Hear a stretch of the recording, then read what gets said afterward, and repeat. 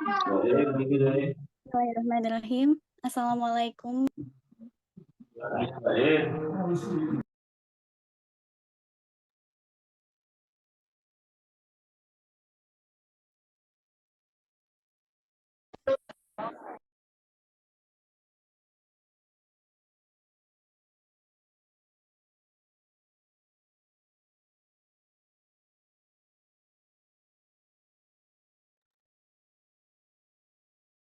Kan ngerasa dimanfaatkan oleh babi.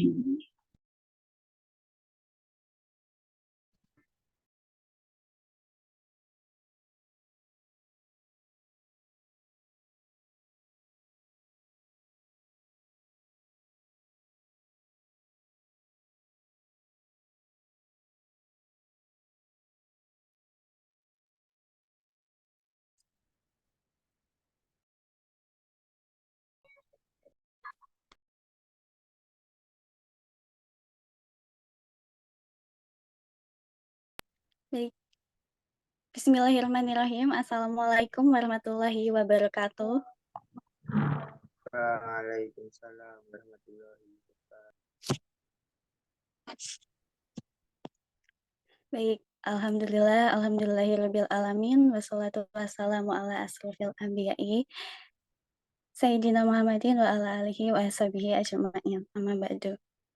Pertama-tama marilah kita panjatkan puji syukur kehadirat Allah Subhanahu wa taala yang telah melimpahkan rahmat serta hidayahnya sehingga kita dapat berkumpul di Zoom meeting pada pagi hari ini, insya Allah dalam keadaan sehat walafiat, tak kurang suatu apapun. Tak lupa sholawat serta salam kita sampaikan kepada sebaik-baiknya panutan kita Nabi Muhammad SAW. Yang terhormat Bapak Dr. Rahmawan Arifin, SEMSI, selaku Dekan Fakultas Ekonomi dan Bisnis Islam, UIN Raden Mas Said Surakarta. Yang kami hormati Ibu Wahyu Pramesti, SEMSI AKCA, selaku Kepala Laboratorium FEBI. Yang kami hormati Bapak M. Wira Adibrata, selaku Kepala Bursa Efek Indonesia KP Jawa Tengah II, sekaligus moderator kita pada pagi hari ini. Yang kami hormati Bapak M. Herdi Pratama, SIK MH MSc CPHR CPA, selaku pemateri kita pada pagi hari ini. Dan perkenalkan, saya Asyifa Tiara selaku MC Praktikum Pasar Modal sekaligus asisten praktikum Pasar Modal 2023 pada pagi hari ini. Baik, sebelum acara dimulai, perkenalkan saya untuk membacakan susunan acara pada pagi hari ini. Yang pertama ada pembukaan, yang kedua pemaparan materi oleh Bapak M. Herdi Pratama, yang ketiga tanya jawab, yang keempat penutup, dan menginjak acara pertama, yaitu pembukaan. Marilah kita buka pertemuan praktikum pada pagi hari ini dengan Bismillahirrahmanirrahim. Bismillahirrahmanirrahim. Untuk mempersingkat waktu, kita akan melangsungkan acara yang kedua, yaitu penyampaian materi. Saya persilahkan kepada Bapak Wira. Bapak Wira Adibrata untuk memandu jalannya praktikum pada pagi hari ini. Oke, baik. Terima kasih, Tiara. Iya, Pak. Assalamualaikum warahmatullahi wabarakatuh, teman-teman semuanya. Ya, semoga dalam keadaan sehat. Alhamdulillah kita hari ini teman-teman kita akan diskusi ya, dan kita harapkan diskusinya santai saja. Kita weekend-weekend begini kita santai sambil teman-teman boleh cicipin cemilan, nyiapin cemilan sambil kopi gitu ya. Kita ngobrol dan sangat terbuka sekali ketika kita mau buat diskusi. Karena narasumber kita kali ini spesial banget teman-teman. Kalau beberapa waktu lalu kan kita seringnya datengin praktisi gitu ya. Nah, kali ini kita kedatangan tamu yang sangat istimewa. Beliau adalah investor dan beberapa waktu lalu kami sempat berkesempatan oleh beliau itu waktu masih jadi tetangga kita, teman-teman. Beliau waktu tugas di Boyolali, masih tugas di Boyolali sebagai Kasat Lantas di Polres Boyolali, itu memberikan kesempatan bagi kami Bursa Efek Indonesia untuk mengenalkan pasar modal kepada rekan-rekan kepolisian. Dan ketika kita ngobrol, wah ternyata supportnya luar biasa, dan beliau ini ternyata sudah investor aktif. Kita ngobrol-ngobrol, wah kayaknya bisa menjadi inspiring banget ya buat teman-teman semuanya, bisa menjadi inspirasi buat teman-teman bagaimana cara memulai berinvestasi dan kenapa kita harus investasi.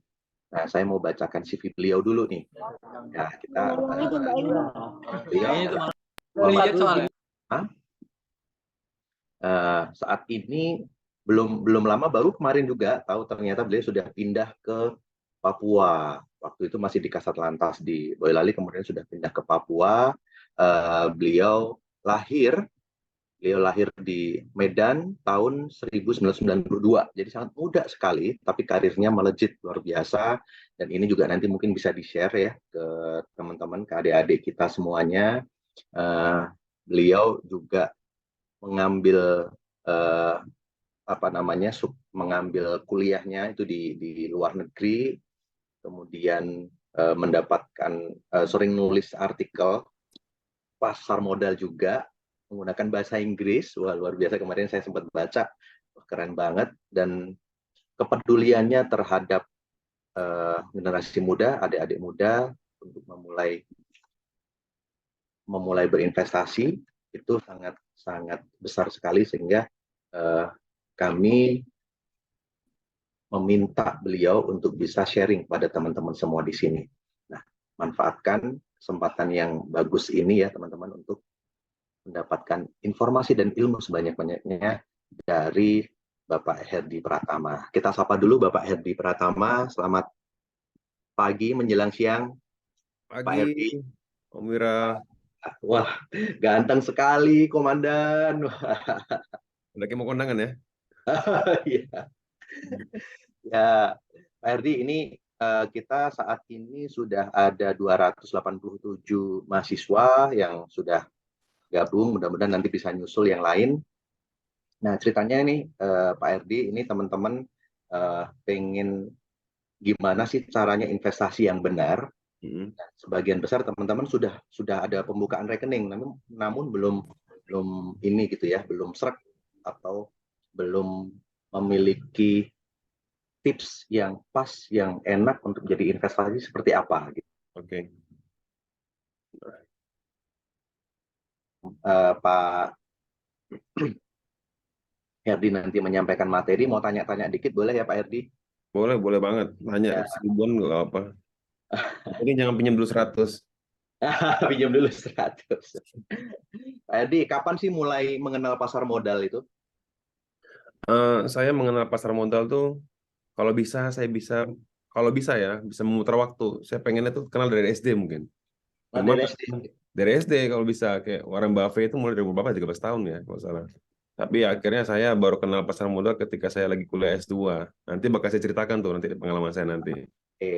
Jadi ternyata pas baru S2 baru kenal nih pasar modal. Dan teman-teman sangat beruntung sekali, baru S1 belum lulus juga gitu, udah dikenalkan pasar modal nih. Kita mau mendengar cerita dari Pak Herdi bagaimana pengalamannya beliau sampai terjun ke pasar modal dan sampai sekarang sudah masih menjadi investor. Nah, silakan Pak Herdi, kita coba sharing ke teman-teman semuanya. Oke, saya terima kasih untuk Pak Wira, untuk Bu MC, Bu Tiara ya. Dan tadi ada Pak Dekan dan Kepala Laboratorium Fakultas Ekonomi Bisnis Islam dari Universitas Islam Negeri Raden Said Surakarta, benar ya? Ya. Saya pengen coba di sini, pengen berbagi sama teman-teman semuanya. Jadi saya di sini bukan pengen menggurui atau saya pengen bilang saya lebih senior, tapi bukan. Tapi saya pengen memberikan insight yang dimana ini adalah satu hal yang pengen saya banget dengerin ketika saya masih SD, saya bilang tadi. Kalau bisa dari SD. Tapi sayangnya saya akhirnya baru tahu itu ketika saya sudah mulai kuliah S2. Saya izin share screen ya. Oke. Kelihatan nggak ya? Kelihatan, Pak. Oke. Saya coba ini dulu. Oke. Nah, jadi di sini temanya adalah kita berbagi pengalaman investasi saham. Nah, di sini saya pengen coba membuka mindset teman-teman semuanya tentang apa sih itu investasi, kenapa ini penting, dan kenapa sampai sekarang pun saya masih menjalankan. Nah, ini sebentar. Ini singkat saja. Tadi saya bicarakan sama Pak Wira. Ini mungkin saya sampaikan sedikit tentang investasi singkat saya. Ini untuk memotivasi adik-adik semuanya. Jadi gini, mungkin tadi bingung, kok Pak Herdi ada MH sama MSC-nya. Nah, jadi ini juga saya dulu waktu MH-nya, saya ngambil di Undip. Dan saya juga ada keinginan untuk mengejar beasiswa di luar negeri. Mungkin ini buat adik juga nih, nanti mungkin kepikiran pengen ambil LPDP, atau bisa, Ya, benar. ini kan Siap. masih tentang edukasi nih. Jadi saya itu syaratnya untuk mengambil beasiswa adalah tidak boleh memiliki S2 terlebih dahulu. Jadi saya ambil kuliah, tapi saya postpone dulu tuh untuk tesisnya. Baru habis itu saya ngambil beasiswa ke luar, itu ke Inggris kemarin. Jadi ketika itu pula COVID, nah saya pun akhirnya sidang S2-nya itu yang di Undip itu dari Inggris, online langsung sama gurunya gitu. Jadi saya pun akhirnya lulus S2 Undip itu, kemudian lulus juga MSc-nya di Inggris juga. Itu buat motivasi dari semuanya. Kenapa saya bisa kuliah di luar negeri? Karena satu, saya punya big why. Saya waktu itu baca novel Laskar Pelangi. Seorang anak yang di pedalaman aja, yang mungkin dia aksesnya kurang dari kita-kita ini, yang mungkin ada di Solo, semuanya ada, bisa dia wujud mimpinya untuk kuliah ke Inggris sana. Dan akhirnya saya pun kayak Densor, buat melihat gimana sih indahnya. Dah, kita next ya. Oke. Sekarang saya pengen liatin. Ini awal mula saya kenal investasi. Jadi waktu itu saya itu memang senang melihat apa sih yang suka ada di berita pagi itu. Kok ada berita tentang USD, IDR, tentang apa itu ASG. Sering pasti kita lihat di berita pagi. Pergerakan ICBP, Unilever. Saya nggak ngerti tapi itu apaan. Nah, pada waktu itu ada suatu teman yang datang ke saya, Pak Herdi mau nggak investasi? Apaan tuh? Saya tuh pengen banget, pengen tahu, tapi nggak ngerti itu apa. Nah, Pak Herdi, kalau mau, ini saya ada produk yang di mana ini kita bilang namanya Forex. Oh, Forex ya? Forex itu kayak gimana? Nanti ini Pak, Bapak tahu kan kita ada namanya US dollar, ada rupiah, ada Japanese yen, dan lain sebagainya. Nah, nanti kita akan ambil sisi harganya untuk keuntungan kita. Akhirnya saya cobalah untuk tujuan ke namanya Forex itu. Singkat cerita, saya mencoba masuk dengan jumlah nominal menurut saya agak besar ya. Mungkin sekira-kira tuh seharga motor Ninja kali ya. Nah, akhirnya saya masuk ke situ, dan akhirnya uang saya menguap, hilang, tak tahu kemana. Itulah saya akhirnya mengalami namanya kejatuhan mental. Saya akhirnya timbul perasaan menyesal, kenapa saya kemarin pengen ikut seperti itu, kenapa saya coba percaya dengan dia, dan juga akhirnya saya nggak percaya lagi sama dunia investasi. Aduh, itu bohong lah semuanya itu. Itu penipu semua. Dan itu akhirnya saya pun ketika ada melihat candle itu, kalau kita lihat ada grafik-grafik saham itu, dan akhirnya pun saya takut. Saya akhirnya merinding. Saya ketika itu ingat lagi, aduh, uang saya hilang, uang saya kumpulin capek-capek. Saya coba banting tulang buat dapetin uang itu, akhirnya hilang seketika uang itu. Dan akhirnya saya pun trauma berkepanjangan. Saya nggak mau lagi tahu dengan orang mau cerita tentang investasi. Nggak mau lagi orang tahu, ini ada namanya reksadana, ini ada namanya bond, ada ini itu. Bro, kalian semua tuh bohong. Gue tuh pernah punya pengalaman, bro. Sakit, bro, gue bilang gitu. Jadi akhirnya saya pun lama banget traumanya. Dan akhirnya saya pun mencoba untuk menemukan titik balik itu. Ada suatu momen yang dimana akhirnya saya pun membuka diri kenapa saya mau mulai berinvestasi. Ini dia, berkah dari COVID-19. Jadi di balik derita COVID-19 ini, rupanya ada cerita berkah yang saya dapatkan. Ketika COVID-19, teman-teman semua tahu bahwasanya kita merubah pola hidup kita. Dulunya yang kita mungkin bepergian kemana-mana, akhirnya kita dibatasi. Yang kuliahnya atau sekolahnya mungkin ya, waktu itu ketika mungkin ada yang masih sekolah ya, waktu COVID ya, atau saya nggak tahu mungkin masih semester awal ya. Kita yang dulunya biasanya kumpul sama teman buat diskus masalah kuliah, masalah kerjaan, masalah PR, kita bisa ketemu langsung, harus ketemu online. Dan banyak hal lainnya yang akhirnya kita terbatasi dan banyak kita di rumah saja. Dan kala itu saya pun juga mengalami depresi yang berat. Kenapa? Karena saya tipikalnya orangnya yang sering atau lebih senang ketemu dosen secara langsung dan mengerjakan tugas di library atau di IT cluster. Dan ketika di rumah saya pun akhirnya ya gabut jadinya, nggak ada kerjaan karena saya senangnya ngobrol. Nah kemudian suatu ketika istri saya mengatakan, kamu mau nggak dengar cerita seru success story dari seorang yang kamu kenal? Siapa? Saya bilang, Raditya Dika. Oh, Raditya Dika itu kan stand up komedian. Emang story apaan? Saya story ini roasting orang atau bikin stand up komedi? Saya bilang, bukan. Dia ini bikin video, dia itu ikut investasi saham. Saya bilang saya nggak mau, saya trauma, masih nggak mau. Apaan itu saham-saham? Bohong semua, saya bilang gitu. Coba deh, dia bilang. Saya bilang, coba kamu nonton dulu. Aku juga lagi belajar nih tentang saham, kata istri saya. Ya udah deh, saya coba nonton videonya. Video 1 jam lagi. Bayangkan orang yang lagi benci, lagi dongkol dan trauma suruh nonton video 1 jam. Gimana saya nggak makin malas nontonnya? Tapi ya sudahlah, karena istri minta. Kalau sudah berkeluarga nanti teman-teman semuanya, kalau istri ngomong ikutin aja dulu. Daripada nanti ngelawan malah jadi berantem. Ya udah, saya ikutin dulu. Saya nonton videonya 10 menit pertama. Oke. 2 menit kedua. Oke. Kok lama-lama enak videonya, kok seru nih pembawaannya. Dia jadi bercerita tentang bagaimana dia terjun invest saham, bagaimana akhirnya dia ikut saham untuk mencapai tujuan finansialnya. Yang dimana dia mengatakan bahwasanya saya sekarang lagi produktif. Saya bikin novel, saya ikut acara stand komedi, saya jadi jadi jurinya Suci dan lain sebagainya macam. Tapi siapa yang tahu umur saya? Siapa yang tahu saya produktif sampai kapan? Saya sekarang bisa bekerja aktif. Mungkin nanti saya di 20 tahun lagi atau 10 tahun lagi, banyak yang bakal menggantikan posisi saya. Apakah saya siap dengan itu? Wah, saya terketuk tuh. Ya juga ya. Saya sekarang sehat. Saya sekarang kuat. Kerja mau mati-matian juga kuat.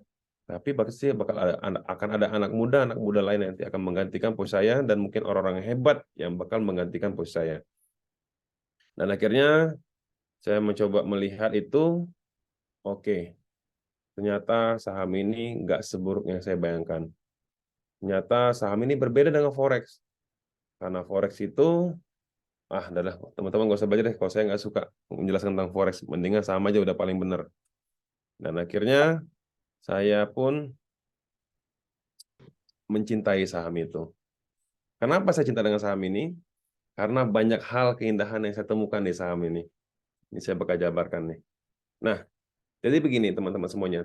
Adik-adik semua ini adalah para mahasiswa di bidang ekonomi dan bisnis Islam. Yang dimana adik-adik itu harus peka sama namanya makroekonomi dan mikroekonomi. Adik-adik nggak bisa bilang, saya bisnis ya, saya paling cuma mikirin jualan tahu bulat tapi ntar bikin banyak franchise banyak. Oke, nggak apa-apa.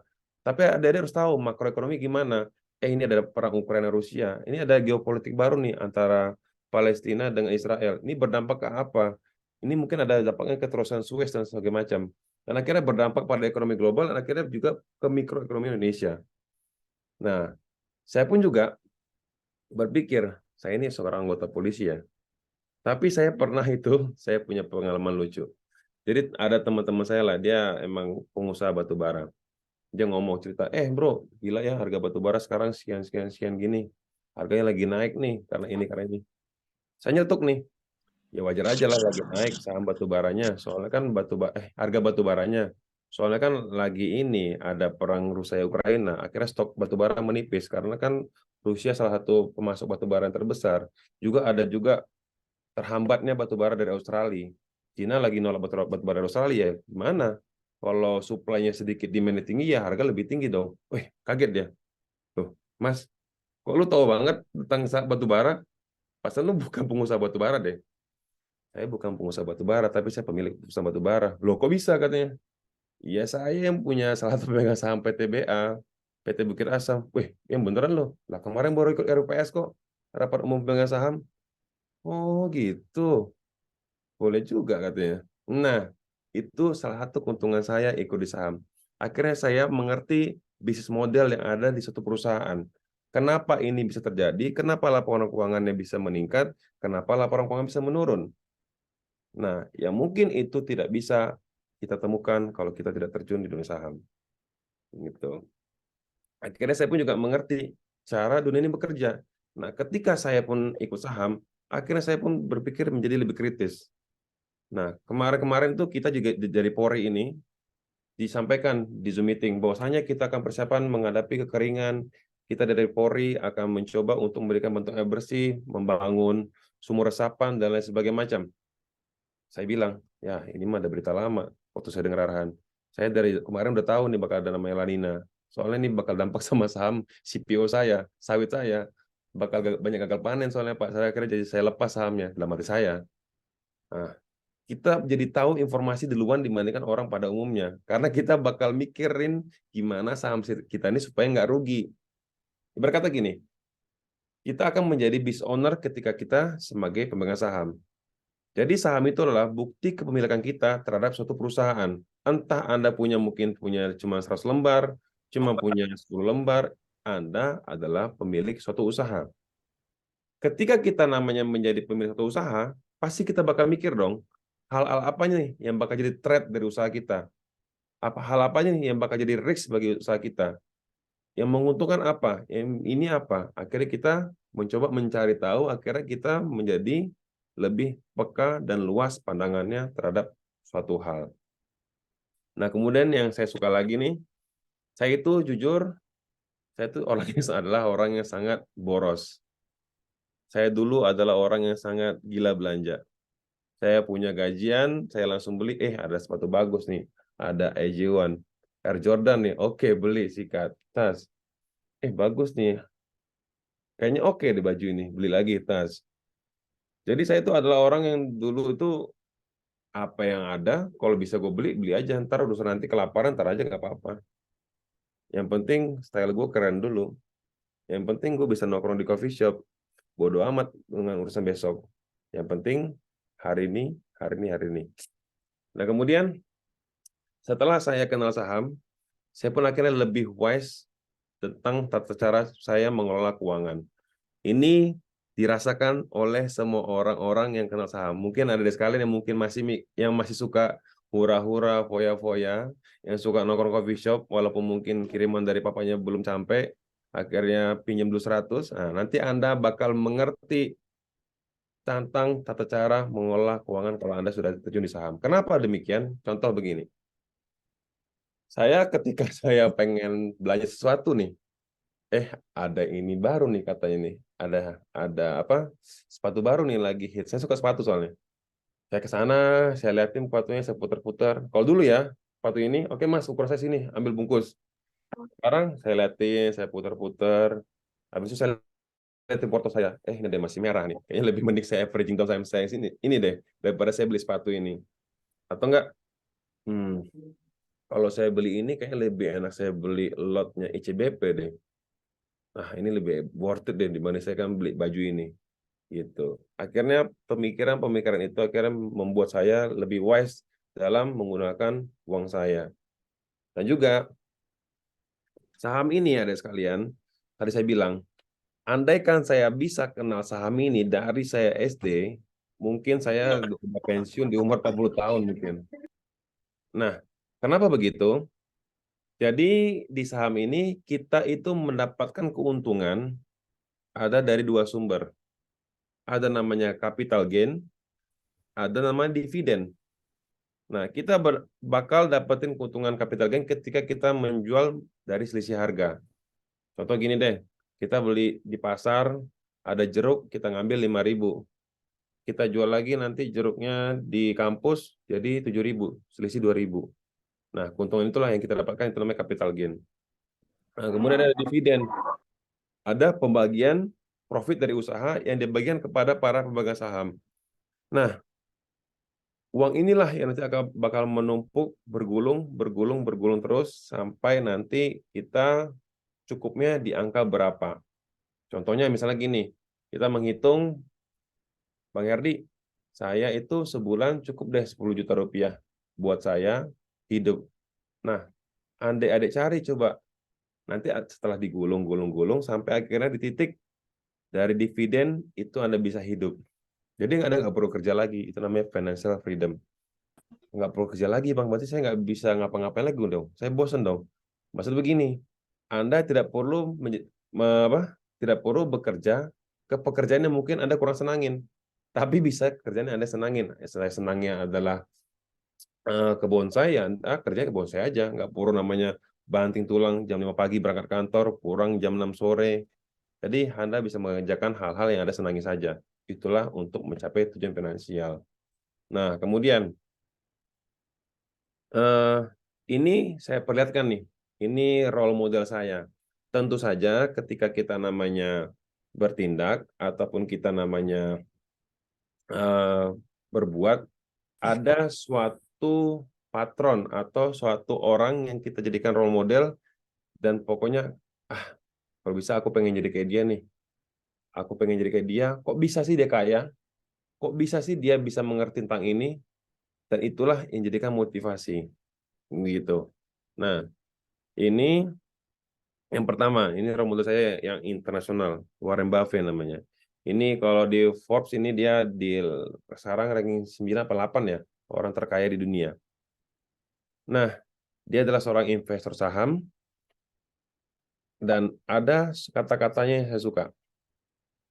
If you don't know how to make money while you sleep, you will work until you die.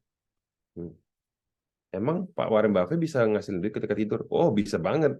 Dia ketika tidur, uang-uangnya bergerak. Uang hasil investasi itu bergerak, dan akhirnya menambah kekayaannya dari dia. Kerja juga enggak, yang kerja orang lain. Jadi begini, ketika kita invest, yang bekerja otomatis apa? Orang-orang yang dalam usaha itu, atau dalam PT itu. Anda tidur, uangnya bekerja untuk Anda. Kira-kira gitu secara simpelnya. Dan kemudian, satu lagi, ini yang lokal, namanya Pak Lo, atau kita bilang namanya Lo Keng Hong. Dia dijuluki sebagai Warren Buffett Indonesia.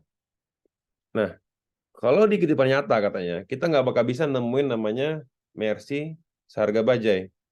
Tapi kalau di saham, kita bakal nemuin banyak namanya Mercy yang dihargai bajai. Maksudnya bagaimana? Nah, jadi kalau ini adalah para role model dari value investing. Jadi di saham itu ada dua, adik-adik sekalian. Ada trader, ada investor. Dan investor pun terbagi lagi, ada growth investor, value investor, dan masih banyak lagi. Nah, kalau saya ke value investing. Jadi kita membeli saham yang disalah harga. Beli saham yang di mana value-nya itu belum diapresiasi oleh market. Contoh begini, saya melihat saham PTA. Di PTA itu sekarang harganya adalah 700 perak. Nah, setelah saya membaca laporan keuangannya, saya melihat dari hal-hal yang berhubungan dengan perusahaan itu, dari GCG-nya, atau dari pimpinan perusahaannya, orangnya visioner nggak, orangnya jujur nggak, saya lihat bahwasanya akhirnya ditemukanlah penilaiannya, bahwasanya harga wajar dari saham tersebut adalah bukan 700 perak. Ketemu harganya adalah Rp1.000. Nah, inilah yang dibilang Mercy dihargai seharga bajai. Karena murah banget 700. Akhirnya saya coba invest di harga 700 itu. Dan at the end of time, saham itu akan mengikuti sesuai dengan kinerjanya. Dan akhirnya dari 700 dia akan ke 1000. Dan ketika di titik 1000 itu saya jual. Dan saya sell. Akhirnya saya dapat keuntungan dari capital gain. Nah, itu salah satu contoh dari value investor. Nah, kemudian apa sih yang harus dilakukan oleh seorang investor? Nih, yang saya lihatin. Yang pertama, tadi ada semua saya dengar udah buka nama rekening saham. Yang kemudian yang kedua, belilah saham-saham yang adik-adik itu lihat sehari-hari di kehidupan kita. Contohnya, kita di jalan ada mobil ya. Mobil itu sahamnya ASII, ASI, Astra. ini saya lagi minum nih. Ini air mineral dari Club. Ini sama Indofood. Oh, ada juga ya benda Indofood di sebelah saya. Kemudian lagi kita pakai tol. Ada namanya saham Jasa Marga. Kita lagi berangkat ke mana lagi ini? Ada beli air mineral lain namanya Cleo. Dan masih banyak lagi saham-saham lainnya yang ada di sekitar kita. Belilah dulu yang hal-hal yang Anda mengerti. Kemudian mulai dari kecil terlebih dahulu. Jangan langsung, oh saya ada uang 10 juta, oke saya langsung taruh uang saya berat 10 juta beli saham itu. Enggak. Kalau saya tipikalnya adalah tipikal investor slot-slot. Jadi saya nggak pernah never all in, always slot-slot, kita bilang gitu. Jadi misalkan ada nih saham yang kita nilai under value, misalkan tadi saham PTA, dia di Rp700. Saya beli pertama misalnya ada uang misalnya misalnya 1 juta lah. Juta, saya beli pertama di harga 700 di 200.000 dulu. Misalkan lagi dia turun sahamnya ke harga 650, saya beli lagi 200.000 lagi. Turun lagi saya beli lagi, itu namanya averaging down. Kenapa tidak boleh all in? Karena nanti ketika harga itu kita anggap sudah bawah 700, masih ada kemungkinan boleh turun lagi. Kalau uang Anda sudah habis, Anda bingung gimana saya buat averaging down kalau uang saya sudah nggak ada. Jadi Anda beli cicil sahamnya.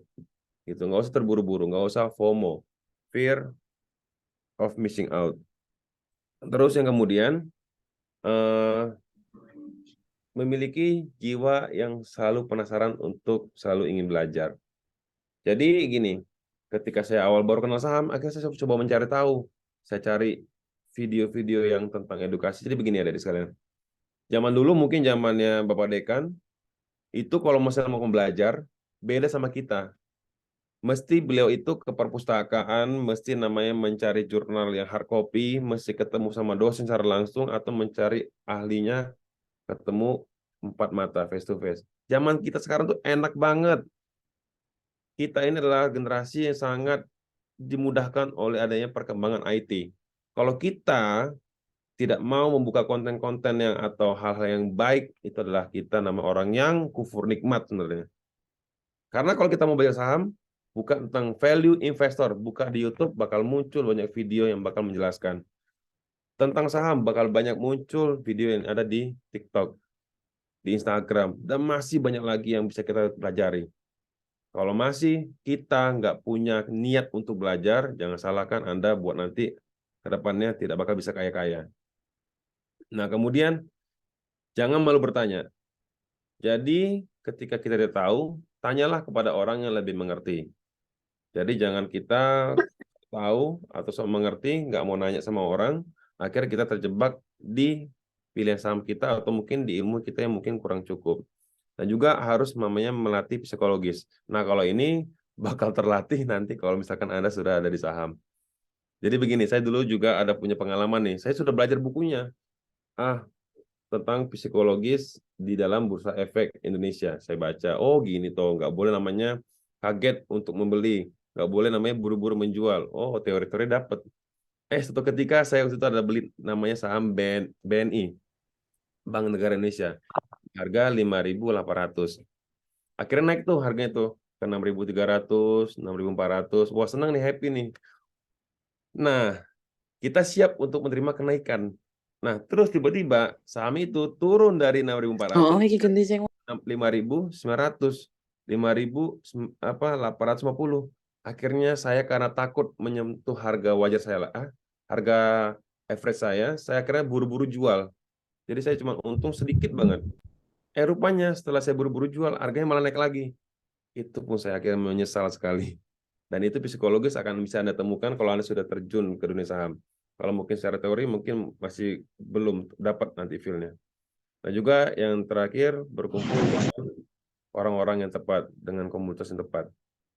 Jadi kita cari orang-orang ini yang mungkin sejalan, sejiwa sama kita. Kalau misalkan Anda memilih jadi trader, ya kumpulnya sama orang trader. Kalau Anda jadi investor, kumpulnya sama orang investor. Karena nggak bisa itu di-combine jadi satu. Bakal merusak mindset kita, bakal merusak psikologis kita ketika kita menentukan untuk membeli atau menjual saham. Kemudian, nah, ini hal-hal yang mesti dia jauhin nih kalau misalkan ada udah gabung di Bursa Efek Indonesia. Nah, Yang pertama, beli saham karena ikut-ikutan orang lain, apalagi ikut influencer, ini namanya orang hebat, ini, influencer A, dia jago loh saham. Itu semua omong kosong. Jangan beli saham karena ikut-ikutan. Tidak peduli dia tuh artis, tidak peduli namanya influencer, tidak peduli namanya siapa. Belilah saham karena Anda sudah mempelajarinya. Anda sudah riset terlebih dahulu. Bayangin deh, kita punya uang, ada deh punya uang, diajak teman untuk namanya usaha fotokopi, untuk usaha coffee shop. Emang Anda bakal langsung chip in uang Anda ke dia? Kalau Anda langsung begitu ya siap-siap aja, berarti Anda bakal rugi. Ketika kita pengen namanya berinvestasi atau menaruh uang kita di suatu usaha, kita bakal teliti dulu nih, gimana bisnis modelnya, gimana cara dia ngelola karyawannya, gimana cara dia ngelola uang kita. Setelah kita yakin, barulah kita taruh uang kita. Kalau kita nggak yakin sama bidang usahanya, ya nggak usah ditaruh uangnya. Anda nggak rugi. Gitu. Samalah dengan di saham. Masa kita mau sih naruh uang kita di perusahaan yang nggak jelas, perusahaan yang selalu merugi, perusahaan yang mungkin pimpinan usahanya koruptor, ketangkap KPK, dan sebagainya macam. Ya ngapain? Itu namanya Anda sudah tahu itu jelek, Anda masuk ke situ, terus Anda rugi, nyari orang lagi. Nah, kemudian yang berikutnya, jangan beli saham yang overvalue atau dihargai melebihi batas harga wajarnya.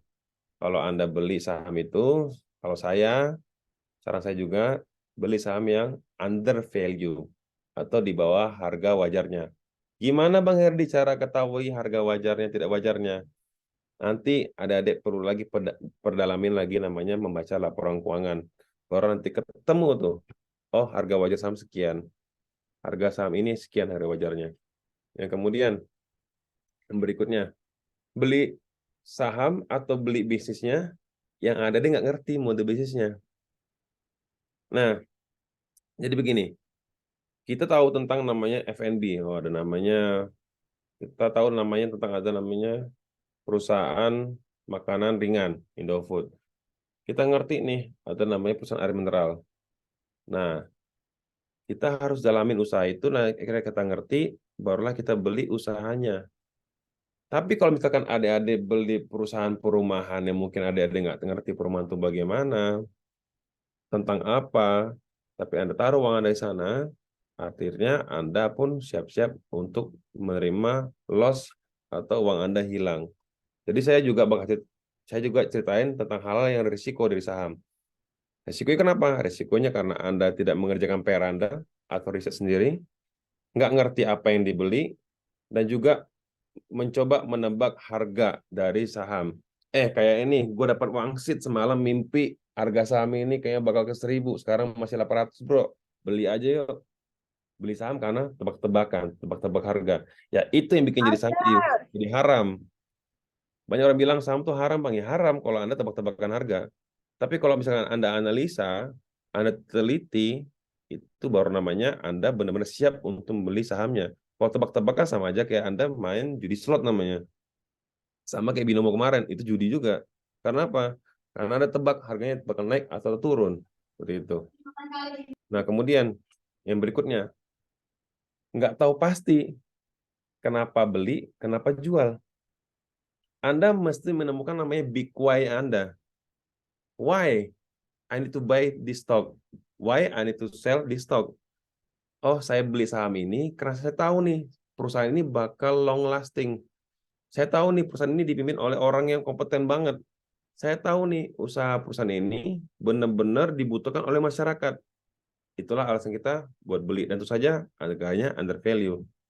Kemudian Anda harus tahu kenapa Anda juga menjual. Jadi kita punya alasan kenapa kita beli, kenapa kita jual. Oh, saya jual karena sudah menyentuh harga wajarnya. Oh, saya jual karena pimpinan perusahaannya ganti nih, orangnya kurang bagus, kurang kompeten. Oh, saya jual perusahaan ini karena saya anggap ini barangnya sudah kayaknya kurang laku lagi di pasaran. Kita jual sahamnya. Gitu. Jadi Anda harus punya alasan besar kenapa Anda beli, dan juga punya alasan juga kenapa Anda jual. Gitu. Nah, kemudian yang berikutnya, nih contoh, saya lihatin cuma beberapa. Masih banyak lagi, saya pintar nggak muat sini. Nah, ini saham-saham yang saya beli dan saya jual, dan akhirnya memperoleh keuntungan. Saya sensor tapi berapa uang yang saya dapatkan dan berapa lotnya. Nah, yang pertama MAPA itu kita bilang Mitra Adi Perkasa. Yang adik-adik beli namanya baju Zara, ada Sportation itu dari Mitra Adi Perkasa dan lain sebagainya. Ini saya dapat untungan 75%. Nah, kemudian ada namanya kita bisa beli namanya emas 1 gram, 5 gram, 10 gram. Itu di mana? Aneka Tambang, Antam. Ini sahamnya kode ANTM. Saya ambil tipis saja 10%, saya jual. Gitu. Ada juga MIDI. MIDI ini apa, Bang? MIDI ini yang Alfa MIDI, yang perusahaan apa tuh? Kayak apa tuh namanya? Retail kita jual beli barang yang kayak ciki-cikian dan sebagainya macam. Ini 16%. Nah, ini PTBA. Sebenarnya ini bukan harga jual saya sih, ini sebenarnya lebih besar lagi. Jadi kemarin itu juga ada namanya commodity booming. Itu karena komoditi super cycle. Nah, itu saya pun juga tahu gara-gara saham. Nah, ketika namanya ada resesi, akan ada tiba titik namanya kebangkitan. Kebangkitan yang pertama kali yang paling kuat adalah suatu komoditas. Komoditas tambang, komoditas nikel, komoditas CPO, dan lain sebagainya macam. Jadi kalau komoditas itu sahamnya tipikalnya ada siklusnya.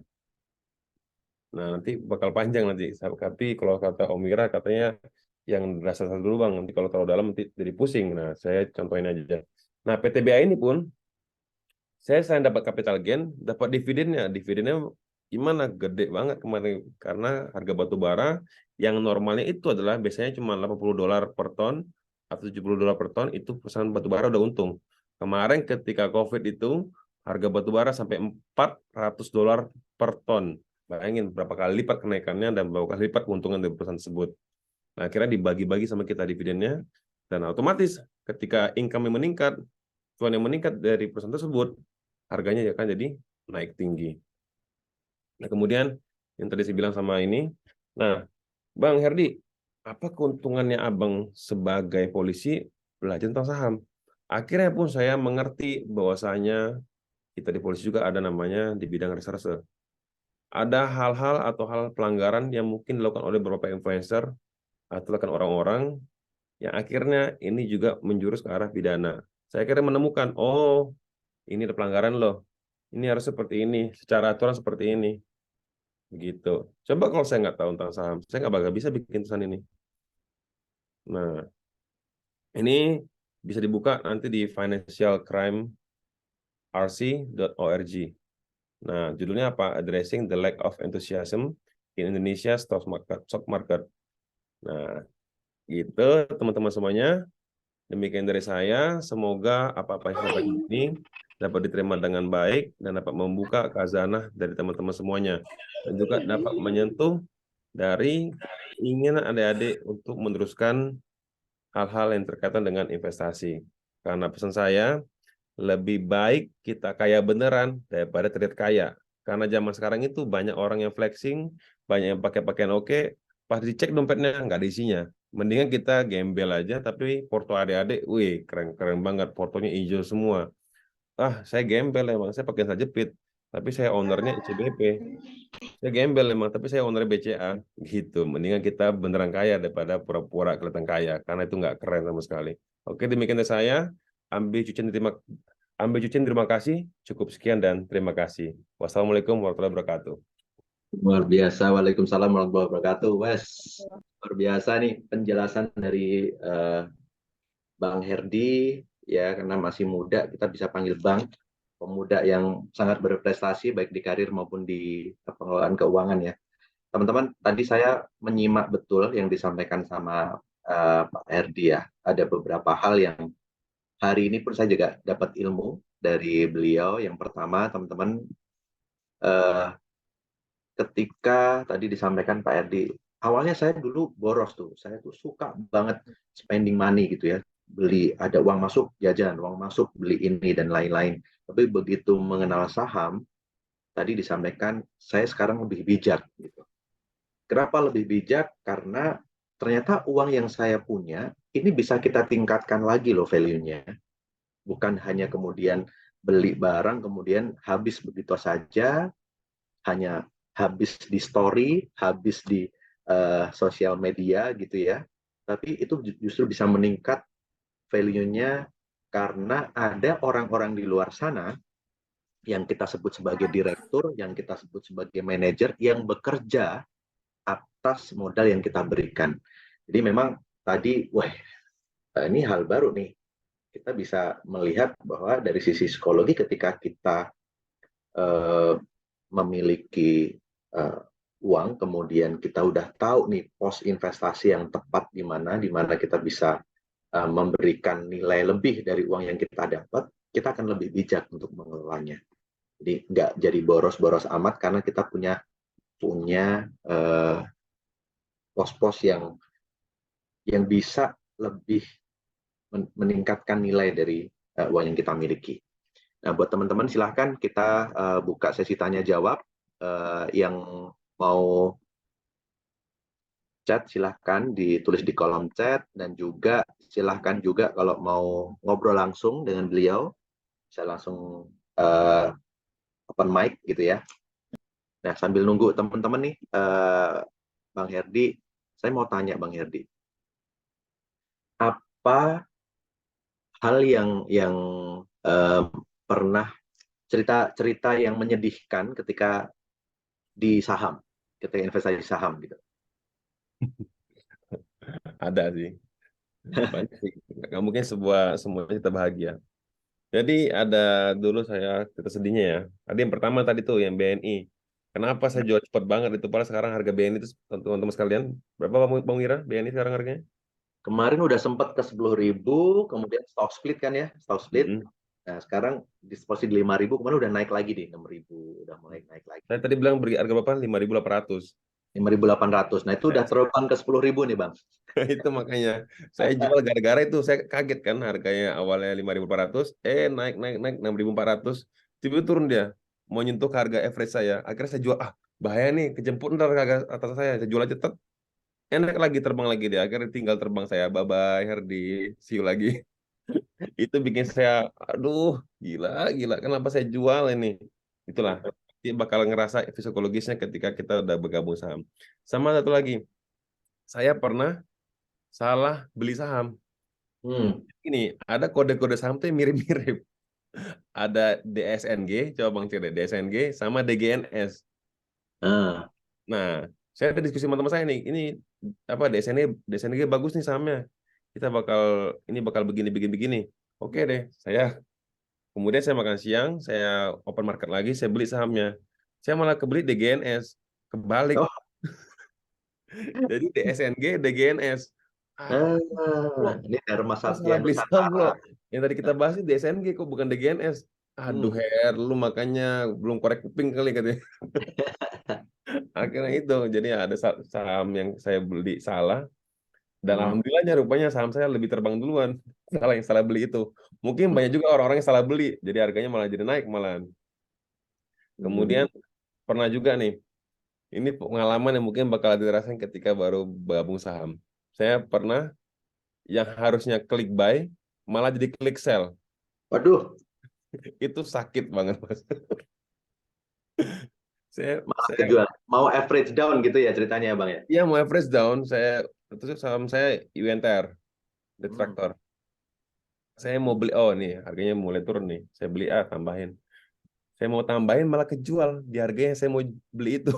Mau beli itu, aduh, jadi capital loss dong jadinya. Jadi capital loss malahan. Nah itu hal yang mungkin ada dan mesti hati-hati juga nih, karena banyak orang yang pengen klik buy malah ke klik sell. Itu ngenes banget, Mas. Tapi kalau cerita lain sih ya biasa sih. Karena saya juga sekarang ada beberapa saham saya mungkin yang sekarang lagi turun. Tapi saya orangnya karena udah mentalnya terlatih ya. Kalau dulu ya gelisah, aduh kapan naiknya nih ya, kalau merah terus ya. Kalau sekarang ya ada merahnya, nggak apa-apa, ada uang tambah lagi, nggak ada uang ya diemin aja. Gitu. Oke. Nah, teman-teman, tadi kalau kita sampaikan juga ternyata Bang Ferdi punya saham sebanyak itu juga nggak dari langsung uang besar. Jadi ada yang nyicil, beli 200 dulu, bahkan strateginya justru nggak masuk dengan ibarat kalau kita punya punya tembakan gitu ya, kita punya 10 peluru, ya kita nembaknya satu, bukan langsung tiba-tiba pelurunya habis, harganya masih bisa turun, kita nggak bisa ngapa-ngapain gitu. Betul banget. Jadi kita coba untuk mengatur Ritme. teman-teman. Misalnya kita bisa sampaikan ada oh Pak, saya kan masih mahasiswa, uang saku saya terbatas gitu. Nah, itu sebenarnya memang investasi tidak harus dipaksain. Teman-teman kalau memang lagi nggak ada dana, kemudian harga saham lagi turun, kemudian lari deh ke pinjol, lari deh ke sini, misalnya untuk memaksakan untuk membeli saham itu ya. Nah, itu juga sangat tidak disarankan. Karena ketika kita melakukan investasi, jangan menggunakan uang hutang, jangan menggunakan uang SPP, jangan menggunakan uang itu gitu ya. Teman-teman, mending sisihkan dulu uangnya, sisihkan sampai 1 bulan baru nanti belikan. Kalau misalnya kita sisihkan 10.000 sebulan aja, satu hari 10.000, teman-teman kurangi dulu gitu, 1 bulan udah dapat 300.000 loh. Lebih besar modal tadi, Bang Ferdi pernah nyoba cuma 200.000. Nah, teman-teman bisa mulai dari menyisihkan dana dulu. Oke, ini udah ada pertanyaan dari Kurnia Ali Akbar. Izin tanya Pak Hadi, apakah dalam pengalaman investasi Bapak lakukan apa yang investasi Bapak melakukan diversifikasi atau fokus dengan saham satu sektor saja? Oke. Kalau saya menganut istilah gini, jangan taruh telur dalam satu keranjang. Nah, jadi saya orangnya diversifikasi karena itu untuk mengurangi resiko dari investasi saya. Jadi misalkan gini, sektor perbankan, saya coba cari sektor perbankan mana yang paling the best secara laporan keuangan dan juga harganya paling under value. Saya ambil satu. Saya cari lagi nih, apa nih ya, fast moving consumer goods. Saya cari yang mana yang paling bagus, ya, dan juga laporan keuangannya oke, saya beli satu. Jadi setiap bidang usaha saya ambil satu. Yang maksimal kalau masih baru, jangan terlalu banyak sahamnya. Ambilnya maksimal 5 aja, biar Anda fokus buat melihat perusahaannya dan juga neliti perkembangan dari usaha tersebut. Kalau Anda masih baru, Anda beli langsung 20, nanti ada budrek, nanti malah kerjaan kampus jadi nggak beres, karena mikirin saham saya kok ada yang merah, ini hijau, aduh, malah pusing nanti. Iya, iya. Oke. Jadi, Terus, ini lagi, langsung aja Bang. Ini terkait tantangan terberat yang pernah dihadapi oleh Kak Herdi ketika bermain saham. Kemudian bagaimanakah langkah Kak Herdi dalam mengatasi tantangan tersebut? Supaya kita tidak langsung down ketika terdapat tantangan atau problem tersebut. Oke, yang pertama yang perlu saya garis bawahi, saya tidak pernah bermain di saham. Karena saya serius di sini. Karena misalnya kita main-main, nanti hasilnya juga main-main teman-teman semuanya. Jadi saya berinvestasi saham. Jadi dirubah kata-katanya, berinvestasi di saham, bukan bermain di saham. Kalau bermain dikira bermain binomo nanti. Atau bermain apa yang lagi rame itu yang juga saya lagi concern banget masalah slot. Nah, kemudian saya itu ketika invest saham, tadi itu saya mesti namanya mengurangi resiko. Nah, saya teliti resikonya gimana. Oh, perusahaan ini saya lihat laporan keuangannya oke. Tapi benar nggak laporan keuangannya benar-benar oke, atau dia laporan keuangannya meningkat karena dia jualan aset? Atau mungkin dia meningkat karena, ya kemarin tahu kan perusahaan yang itu, write off utangnya. Perusahaan itu udah terbang gitu. Dan jadi itu mesti diteliti benar-benar laporan keuangannya. Nah, kemudian dicek lagi, ada hal apa nih dari makroekonomi atau mikroekonomi yang bakal mengarah ke perusahaan tersebut. Entah itu kebijakan pemerintah bisa, atau mungkin kenaikan harga dolar, atau mungkin hal lainnya yang berhubungan dengan usaha itu. Ketika saya sudah menemukan why-nya sudah oke nih, saya beli perusahaannya. Nah, pernah nggak Bang Heri down ketika berinvestasi? Pernah, ketika salah analisa. Saya sudah analisa di perusahaan bagus, oke, segala macam, rupanya saya kena tipu sama laporan keuangannya. Akhirnya rupanya sahamnya jadi jeblok. Tapi saya nggak pernah cut loss, Mas. Saya nggak pernah cut loss Rp1 pun. Karena ketika sahamnya mungkin itu salah saya analisa, tapi nggak salah banget. Gitu. Karena saya coba averaging down, akhirnya bisa keluar. Gitu. Oke. Ya, mungkin sekalian dijawab pertanyaan di bawah, tadi sedikit nyambung. izin tanya Pak Hardi, apa saja yang harus kita pertimbangkan apabila ingin membeli saham dari sebuah perusahaan? Oke, jadi ketika kita pengen beli saham, sama lagi teman-teman semuanya, kita lihat ketika kita membeli bisnis. Ketika kita pengen beli bisnis, gimana sih? Masa kita mau beli bisnis di perusahaan yang rugi? Masa sih kita mau berbisnis dengan orang yang ownernya pun mungkin susah dihubungin, yang mungkin orangnya nggak jujur? Terus emang kita mau berbisnis dengan produk yang mungkin nggak laku di pasaran? Barangnya itu nggak dicari orang-orang, jasanya nggak dipakai orang-orang. Nah, kita cari model bisnis yang dimana itu menguntungkan usahanya, owner bisnisnya juga oke, pengurus-pengurusnya juga oke, laporan keuangannya oke. Ketika semuanya sudah oke, barulah kita chip in. I put my money and I trust on you. Make it profit for me. Udah gitu aja. Asik.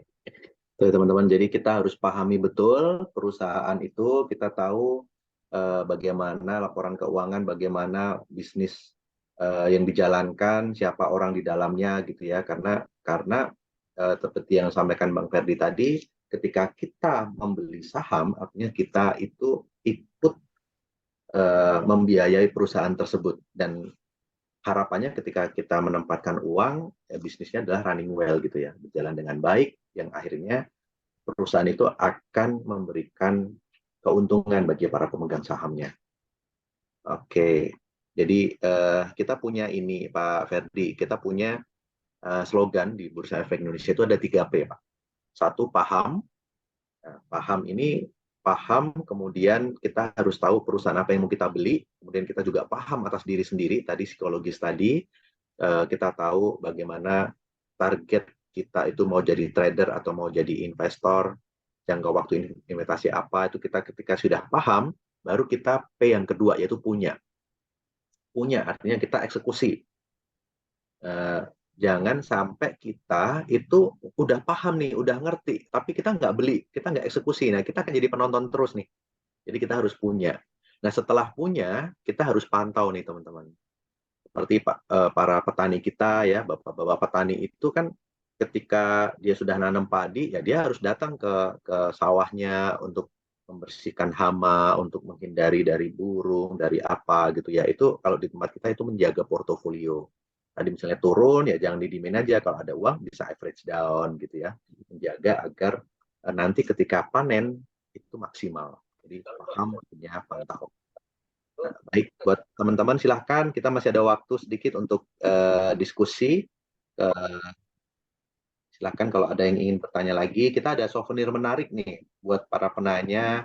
Nanti kita akan kirimkan kepada para penanya yang beruntung dari Bursa Efek Indonesia. Tapi Oke. sebenarnya aku pengen bilang sih, oh nih, lagi tuh Pak. Apa itu Pak? Bagaimana tindakan Bapak sebagai salah satu investor tetapi hukum dalam mengatasi berbagai macam masalah-masalah pada investasi dalam pasar modal Indonesia? Seperti contoh, apabila terjadi pemalsuan laporan keuangan pada pasar modal dan lain sebagainya. Oke. Nah, jadi begini. Ada beberapa perusahaan yang memang kita lihat itu melakukan namanya financial engineering. Bikin laporan keuangannya dipercantik, diperindah, dan akhirnya membuat para investor itu terlihat, oh perusahaannya oke ya. Kayaknya gue oke nih kalau chip in di perusahaan ini. Nah, maka dari itu, kita itu kemarin ada langkah-langkah. Jadi namanya kalau di kepolisian namanya ada langkah namanya preemptif, preventif, dan represif. Preemptif adalah kita memberikan edukasi, menyampaikan apa saja hal-hal yang bisa bikin Anda tertipu, dan lagi semacam. Sama tadi juga kita bikin tulisan itu juga karena tujuan biar masyarakat mengerti apa-apa saja risikonya, misalkan Anda tidak teliti. Nah, kemudian ada namanya preventif. Preventif adalah upaya pencegahan. Pencegahannya bagaimana? Ada pengawasan dari instansi terkait. Dari OJK juga ada, dari BI juga ada, dari kita kepolisian juga ada. Nah, kemudian yang tiga adalah represif. Nah, ini adalah juga hal yang bikin saya juga agak tergelitik. Kenapa tergelitik? Karena banyak juga dari penyidik kepolisian itu yang mungkin belum terlalu paham dengan dunia investasi. Jadi belum begitu mengerti tentang cara penyidikan dan penyelidikan tentang tindak pidana dari perbankan maupun investasi. Namun kita juga secara undang-undang memang belum terlalu diberikan kewenangan yang begitu luas karena yang diberikan kewenangan dalam dunia investasi ini adalah OJK. Benar nggak Pak Wira? Betul. Otoritas Jasa Keuangan yang suka ngasih namanya sanksi. Dan dari BI juga, Bursa Efek Indonesia juga suka kasih namanya suspend. Kamu lagi disuspend karena kamu lagi teliti, karena kamu ada transaksi tidak wajar, dan lain sebagainya macam, ada laporan keuangan yang palsu, dan lain sebagainya. Jadi ada teguran juga dari Bursa Efek Indonesia. Gitu. Oke. Pertanyaan berikutnya, Pak, izin tanya, membeli suatu saham beberapa hari kemudian harganya malah turun. Sikap kita menghadapi hal tersebut bagaimana? Menjual sampai menjual atau menunggu sampai kemungkinan saham tersebut naik. Terima kasih. Oke. Gini. Jadi misalkan nih, tadi siapa ya Mbak Nik? Siapa namanya? Mbak Sisi ya? Mbak Vivi. Kok layarnya kecil banget jadi nggak. Oh ya, oh Mbak Silvi, bukan Mbak Silvi. Terima kasih atas penjelasannya. Atasnya nih. Mbak Vivi tuh bagaimana jual. Oke, jadi gini. Jadi kita tadi saya bilang tadi kita masih tahu alasan kenapa kita beli dulu. Nah, kalau kita tahu alasan kita beli, oh harga saham ini lagi under value nih, misalkan harganya 1.000 wajarnya. Sekarang lagi 700. Nah, terus kalau kita dikasih diskon lebih murah lagi, kenapa kita nggak beli? Lagi di harga 700, dikasih diskon, makin turun jadi 500, makin turun 300. Wah, kalau saya sih kalau tahu harganya tetap bakal harga wajarnya nggak berubah, tetap 1.000, saya bakal lebih banyak naruh uangnya. Misalnya gini, teman-teman ada yang jual baju harganya misalkan 1 juta nih, harganya 1 juta misalnya baju nih, baju oke nih. Nah kemudian ada yang nawarin harganya 300.000. Anda takut atau pengen beli lagi bajunya? Ya dibelilah bajunya 300.000. Nanti kalau ada waktu ya kita jual lagi dari harga 1 juta bajunya. Gitu. Jadi Anda harus tahu why-nya kenapa. Dia turun harganya, apakah karena ada tersangkut kasus perusahaannya? Apakah perusahaan ini dia turun karena fundamentalnya berubah? Atau jadi jelek kinerjanya? Ataukah dia turun karena cuma psikologis market? Kalau cuma turun tapi analisa Anda agak berubah, ngapain dijual? Kalau bisa tambah uangnya buat invest di situ. Gitu. Jadi kita mesti tahu juga dari perusahaan itu turunnya karena apa. Kalau memang turunnya karena sentimen negatif, itu tadi strategi average down tadi tepat untuk dilakukan gitu ya. Tapi ketika ngelihat turunannya itu karena apa namanya ya, linear dengan kinerjanya yang terus menurun, hutangnya semakin banyak dan lain-lain, nah, itu artinya kita tidak harus membeli perusahaan yang kinerjanya terus menurun karena prospeknya juga jadi kurang bagus. Oke, mungkin ini pertanyaan terakhir ya teman-teman. Tadi terakhir itu ada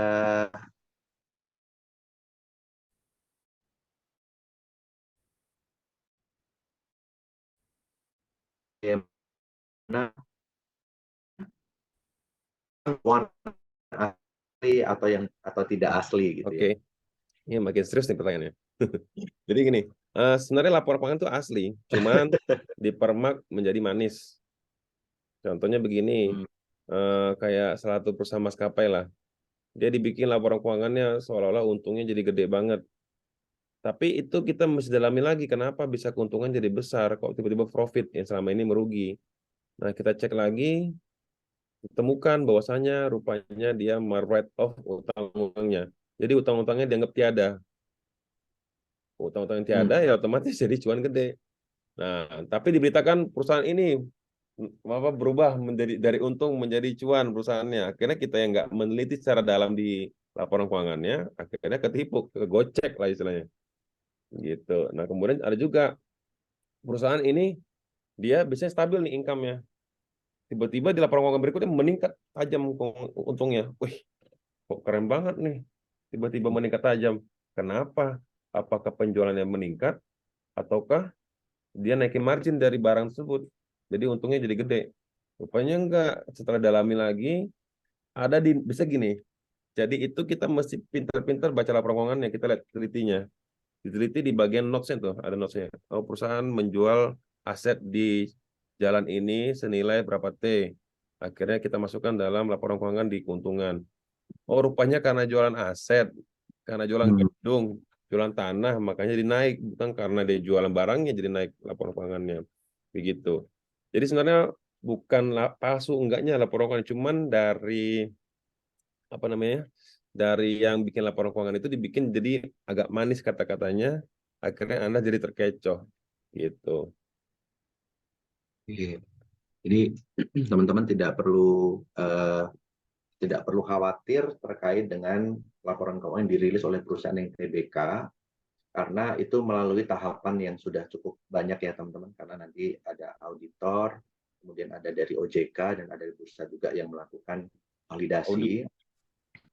validasi terhadap laporan keuangan tersebut. Dan ketika laporan keuangan tersebut itu ditengarai ada yang kurang pas, itu Bursa Efek Indonesia akan melakukan suspend. Kita akan undang dari para emiten perusahaan tersebut, perusahaan tercatat itu, kemudian kita minta penjabaran dari laporan keuangan tersebut, gitu ya. Nah, itu pemaparan terkait dengan bagaimana melihat laporan keuangan asli atau enggak. Oke, baik teman-teman, terima kasih banyak atas waktunya. Pak Ferdi juga sudah menyempatkan waktu yang sangat banyak sekali hari ini di Papua loh teman-teman. Ini sekarang udah hampir jam 1 ya Pak di sana. Iya Pak. Udah waktunya makan siang. Saya coba untuk merumuskan beberapa diskusi kita hari ini yang sangat menarik nih teman-teman, yang disampaikan Pak Ferdi tadi. Ketika kita menjadi seorang investor, kita akan sangat open mind. Kenapa? Karena kita akan aware terhadap kondisi baik di dalam negeri maupun di luar sana, karena akan berkaitan secara tidak langsung, bahkan ada yang secara langsung juga dengan portofolio kita. Menjadi investor juga membuka kita untuk bisa melihat peluang itu lebih luas lagi.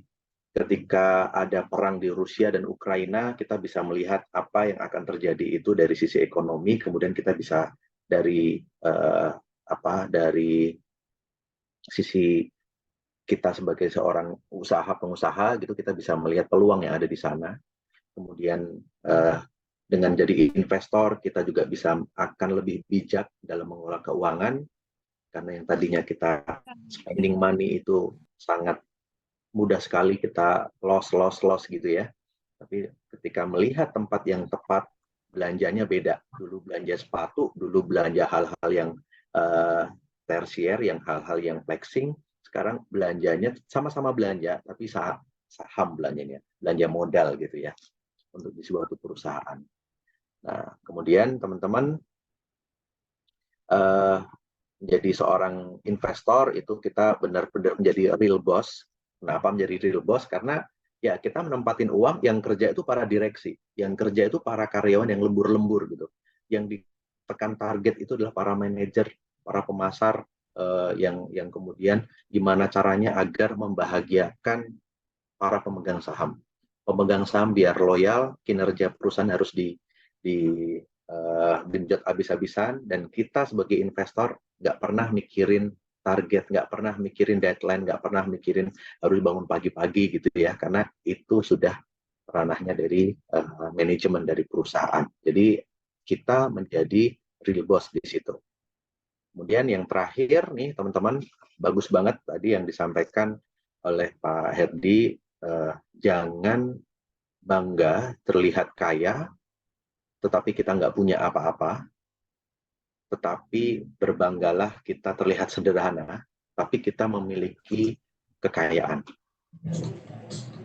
Itu sangat menyentuh sekali, dan belakangan ini kita lihat adanya sosial media memberikan kita ruang untuk berflexing ria, memberikan ruang kita untuk mencoba untuk menunjukkan eksistensi kita. Tapi seberapa nikmat sih like yang diberikan, seberapa nikmat komen yang diberikan di sosial media, ternyata itu nggak asli gitu ya. Itu hanya sekedar ya kita cuma pengen di-like, kita juga pengen lihat orang, tapi ternyata nggak seindah apa yang akan kita tontonkan. Mendingan saham, uang yang kita belikan itu, uang yang kita punya itu kita belanjakan ke hal-hal yang lebih bermanfaat di ke depan. Nah, sebelum ditutup nih, saya mau ada pantun sedikit nih buat Pak Herdi dan juga buat teman-teman, ya. Mohon dibantu cakepnya ya teman-teman, meskipun kurang cakep nanti tolong dipaksa untuk membuat cakep. Dari Boyolali ke Papua. Cakep. Wisatanya ke Danau Sentani. Cakep. Mumpung kalian masih mahasiswa, siapkan uang untuk investasi. Ya. Oke. Baik teman-teman, terima kasih banyak atas waktunya. Mohon maaf kalau dalam pemaparan dan dalam memandu acara ini saya selaku moderator ada hal-hal yang kurang berkenan, kurang jelas. Mohon dimaafkan. Dan buat teman-teman yang tanya tadi, minta tolong Mbak Tiara selaku MC nanti boleh japri ke saya siapa-siapa saja yang bertanya tadi, kemudian nanti kami akan kirimkan souvenir dari Bursa Efek Indonesia buat para penanya. Terima kasih sekali lagi buat Pak Herdi yang menyempatkan waktu dan sharingnya. Insya Allah ini akan membawa manfaat Pak kepada adik-adik semuanya dan menjadi motivasi ya buat kita semua sama-sama menjadi investor di negeri sendiri. Jangan hanya menjadi konsumen, menjadi konsumtif, tetapi kita juga bisa berperan mendapatkan cuan dengan adanya pasar modal Indonesia. Saya kembalikan kepada Mbak Tiara selaku MC. Silakan Mbak Tiara. Baik, nanti untuk yang bertanya itu sudah kami data, Pak. Baik, terima kasih kepada Bapak Herdi selaku pemateri atas pemaparan materinya yang luar biasa pada pagi hari ini. Terima kasih juga kami sampaikan kepada Bapak Wira selaku moderator kita pada pagi hari ini. Juga kepada teman-teman, terima kasih sudah bergabung pada praktikum kita pada pagi hari ini. Saya selaku MC meminta maaf apabila terdapat kesalahan kata maupun perbuatan. Billahi taufik wal hidayah. Wassalamualaikum warahmatullahi wabarakatuh. Waalaikumsalam. Warahmatullahi wabarakatuh. Terima kasih banyak. Terima kasih semuanya.